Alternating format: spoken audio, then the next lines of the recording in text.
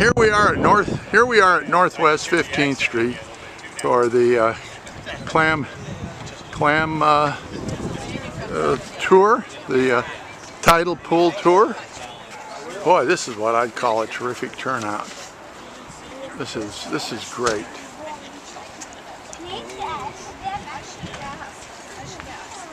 And we've got all kinds of volunteers here.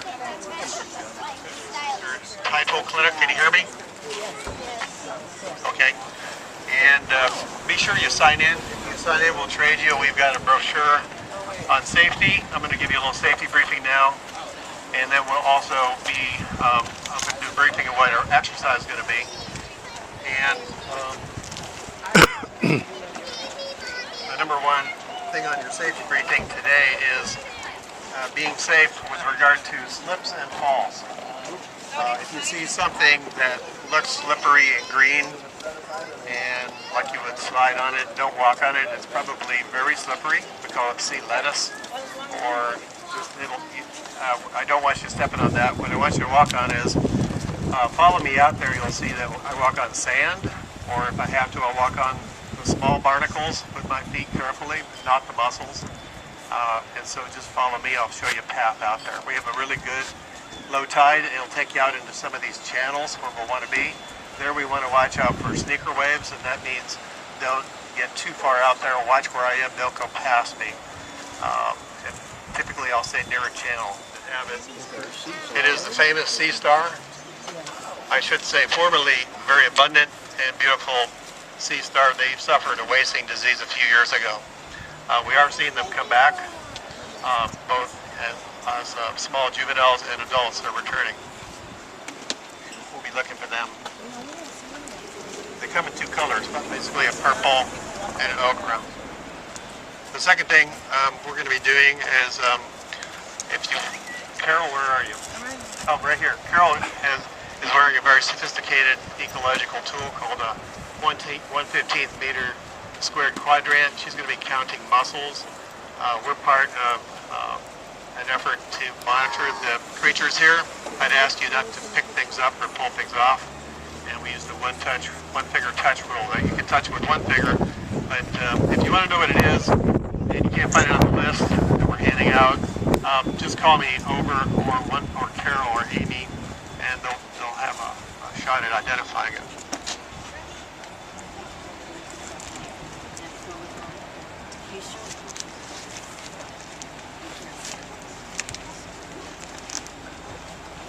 The second thing we're going to be looking for are giant anemones. We're going to see a lot of small anemones, but the giant anemones are pretty spectacular, and they will teach you, when you're looking for them, the art of tide pool observation, or tide pooling as we call it, and that's a matter of being patient and observing. That'll be the second organism that we'll be keying on looking for today. And finally, although it's sunny and these organisms tend to avoid the sunlight, we might see sea slugs or nudibranchs. So we're looking for them. If we find them, I've got a dish. We can violate the one finger rule and maybe put one in a dish and take some pictures. They're not that delicate, but we want to put things back when we find them. That includes some of the hermit crabs you might find as you're looking around as well. So Nice turnout. People are just, the marine environment is just attracting just thousands of people along the Oregon coast.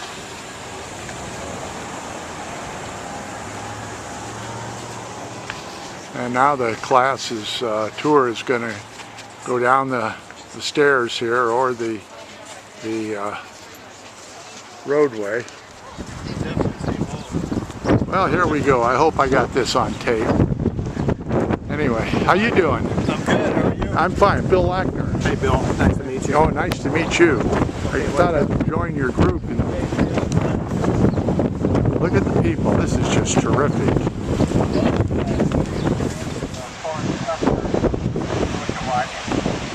Here we go.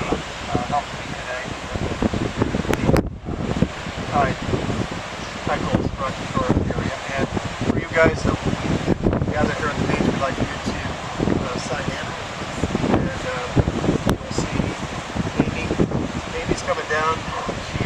sign-in sheets, make sure that you What a turnout.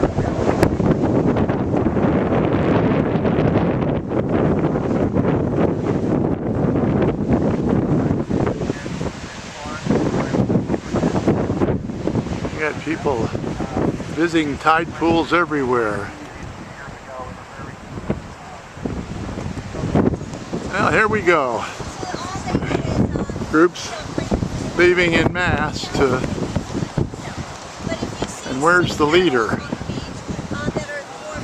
I forget his name. Howdy. I guess they're it's a tide pool tour group. Sponsored by Lincoln City. This is great.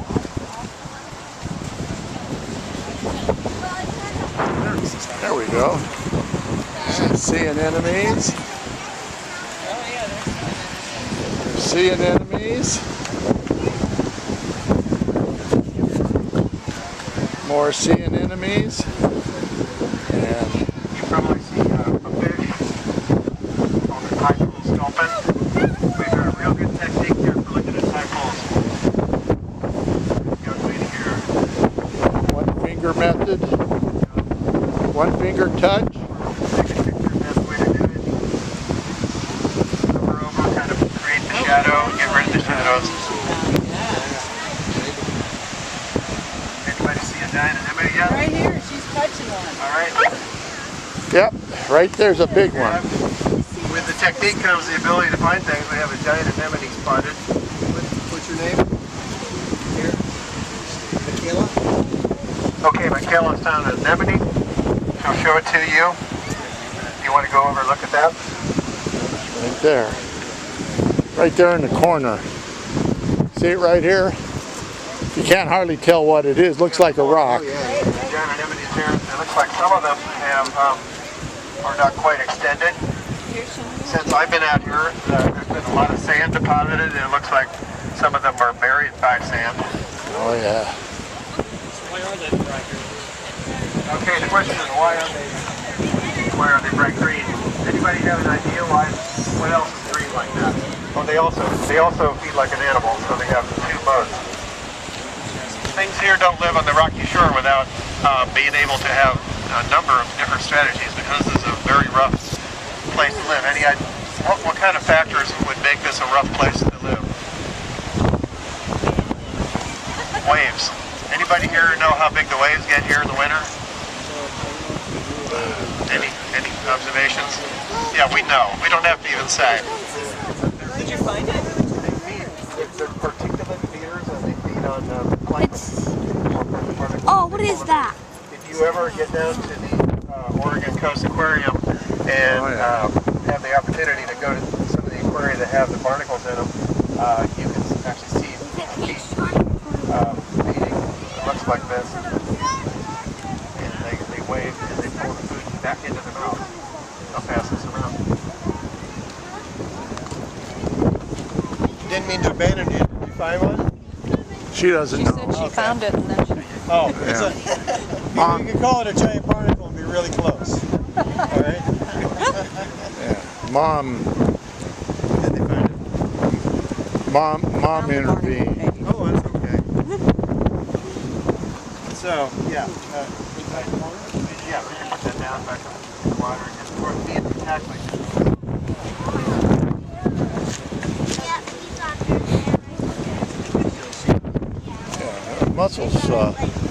Mussels live up to, California mussels live up to 50 years, so. Okay, we have an observation from an expert that says that mussels live Does up this to double as your pie? 50 years. 50 years, they get about 6 inches in length. I've seen them bigger. Okay, where was that crab? Yeah.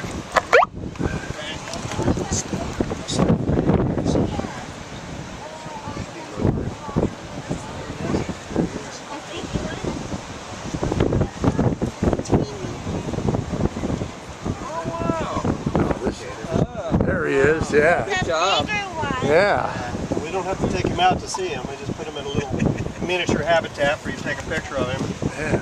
Here, let me get yeah, you know, 15th, Northwest 15th Street is where this dynamic habitat, marine habitat, is located.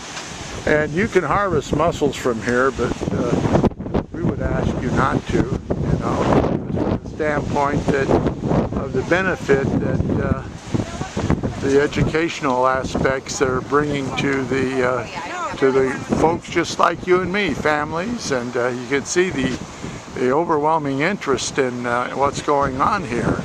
So there's lots of mussels up and down the coast, places to harvest them, and Regional pads don't have. I do have them here. Still little. He's a little bit small to identify positively. oh, I found fish bones. You know, that's what attracts the salmon migration, what attracts all the crabs into the bay in That's September. called a water jelly. The seals rip the bellies out and then they fall to the bottom of the bay, and bones are quite common along the shore. Yeah, that's Yeah. part of the cycle, isn't They it? say it like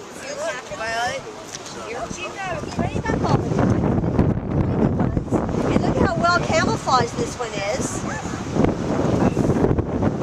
And then this was the mold from, looks like a hermit crab mold. So this is where when the hermit crab molds, the only part that molds, of course, is its head part and its arm. Because the back of its body, its abdomen doesn't have a shell, that's why it's a shell. So this is the mold of that hermit crab. So you climb out of this and get bigger. Yes. Yeah, look at that. Nice job. It's almost invisible in the water. Kids just love jellyfish. Walk out your channel. Yeah. I go crabbing down at the Embarcadero, and you'll see all the kids going nuts over the jellyfish. Oh, so they're pulling it here. Look at Milo. Let's go see what they found out. Well, yeah, you know, I would love to make a political statement about the number of participants in this class. You know, our care of our ocean environment is tied directly to survival of mankind, and we need to do a better job. So, look at the interest. All the family fun-filled activity. It's just terrific. And then once it's finished feeding, and it could take anywhere up to 24 hours for that, once it's finished that, then it will pull its stomach back into its body. And the shell will be empty. But if they get to be too big, then the adductor muscle that holds the muscle closed is just too strong for the sea star to pull open. And not worth the effort. And so here's some little juvenile sea stars here. These are probably about 3 years old now. Here's another one, here's another one. Once you see one, and then all of a sudden you see them everywhere.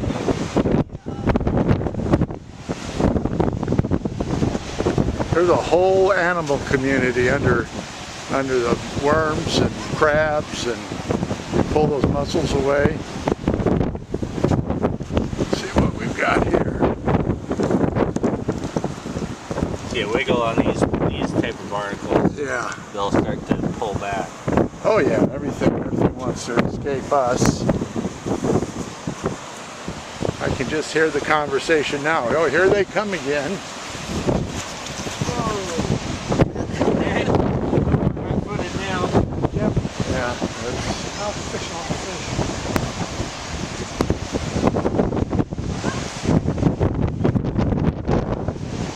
check it out, a little kite action here. Flying kites, one of the favorite activities, Lincoln City beaches. Look at that. Fun in the sun at Lincoln City.